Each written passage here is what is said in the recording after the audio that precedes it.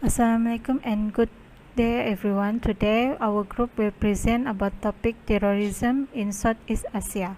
First of all, I would like to introduce my group member. My name is Nurul Azima. I will cover for introduction, recommendation and conclusion. Next is Alicia will cover for issue or problem of terrorism in Southeast Asia, and then Claire will cover for implication of terrorism in Southeast Asia. Terrorism is a tool of a group that has its own political motive achieved through violence activity involving attack on the public. The average researcher who wrote about terrorism often linked it with the tragedies of September 11, 2001 as the culmination of terrorism threat in the world. Most Islamic groups from Islamic countries such as Afghanistan, Iraq, Iran, Syria, Egypt, Pakistan, the Philippines, and Indonesia were labeled as terrorists in the international terrorist list by the FBI and CIA. ASEAN in this case is clearly an adequate forum in the development of strategy. ASEAN has a concept of collective responsibility in increasing peace, security, and regional prosperity. ASEAN has conducted several actions such as made the legal cooperation framework in 2007 under the name ASEAN Convention on Counter-Terrorism, which has ratified in Cebu, Philippines on ASEAN Summit 2013. Of terrorism in Southeast Asia. Example of issue of terrorism in Southeast Asia is in between Philippines and Malaysia, which is Tandua Tragedy 2013. There are four factors cause the Tandua Tragedy. First factor is dispute over national territory claims. This is because of the Sultan Sulu assumed that northeastern part of Borneo is included in the Sulu Island. Second is claim in international court. This is because the International Court of Justice did not accept Philippine government application to intervene in the dispute over the status of Pulau Sipadan and Pulau Ligitan in between Malaysia and Indonesia. Third factor is claim against the throne of the Sultan Sulu. This is because many parties have made a confession as the heir to the throne of the Sultan Sulu. The last factor is the involvement in the Sultan Sulu in politics. According to the Sulu system, government men held by the claimants to the throne. Hi everyone, my name is Claire. Today I will present implication of terrorism in Southeast Asia.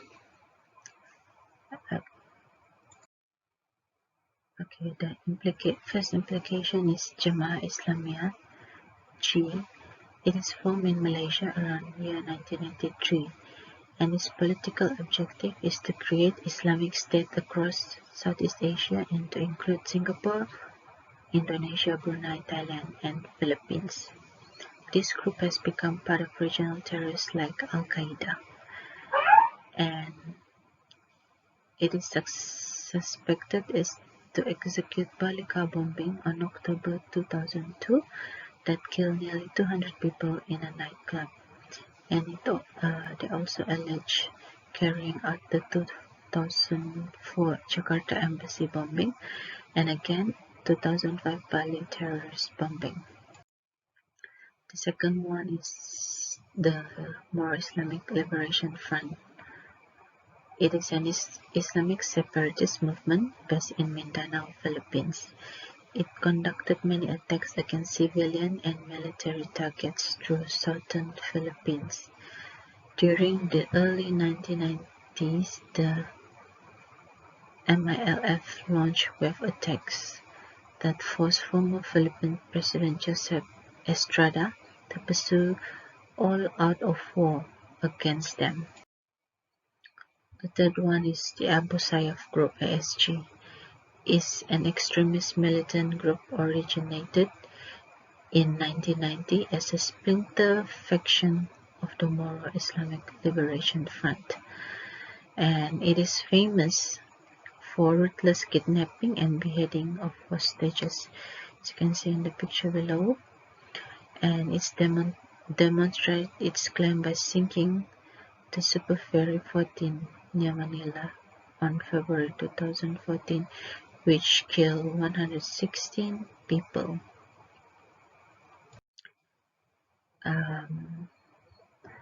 The next implication is the significant maritime situation. As we can see, it is the importance of sea holds the seas. Strait holds a central place in all economics because it carries bulk of trade, supplies, resources, and even promote communication. Maritime situation in Southeast Asia is uncertain and often face serious challenges such as territorial dispute, transnational crime, environmental degradation, and etc. The maritime security in the region has aroused serious concern and some external major powers. And then next implication is the territorial disputes, divided into two categories. The first one, dispute among Asian members countries over territory and maritime rights. Second one, complicated dispute and conflicts over territorial maritime rights over the archipelagos in South China Sea. As you can see in this picture, this is the map of South China Sea. You can see the overlapping claims and extremist activities make the region filled with flashpoints. So this is the territorial dispute in South China Sea. As you can see,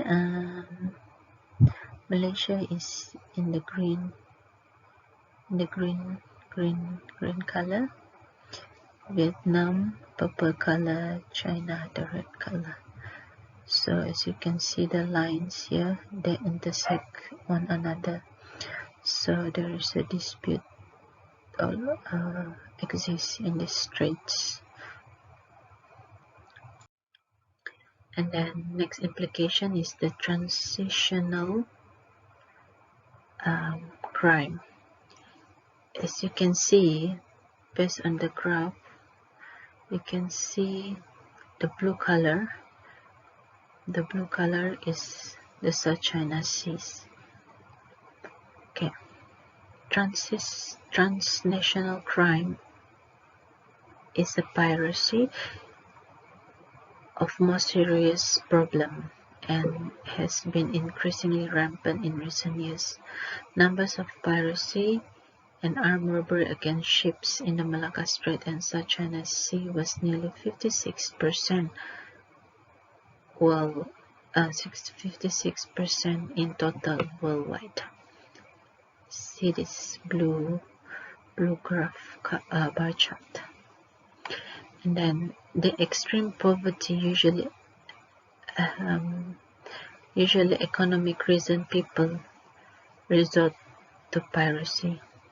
Some extremist terrorism have demonstrated the large-scale maritime terrorism, and the threat is real and urgent for transnational crime. Okay, next implication is the territorial dispute. In this map, you can see the South China Sea dispute. The dotted line is the territorial dispute. So, South China Sea territorial dispute issues involve geostrategic, economics, and security interests, but also national sentiments of relevant countries around the strait. During United Nations Convention in 1982, Law of the Sea Convention, they have agreed to intensify effort to seek ways in the spirit of understanding, build trust and confidence on each other. It is ensuring a just and human treatment of all persons in danger or distress. But in some activities arouse concern and dissatisfaction from other party and had conflict after that. And then this territorial dispute remains a barometer of quality Asian-China partnership and future cooperation. For recommendation, first of all, ASEAN needs to study and strengthen the country mechanism to combat terrorism with the cooperation of the affected member states. The effort to curb this terrorist movement are carried out through regional joint venture. Each ASEAN country will not be able to deal with the terrorist group alone without cooperation with other countries. Secondly, each country is also necessary to enhance information of exchange and intelligence to facilitate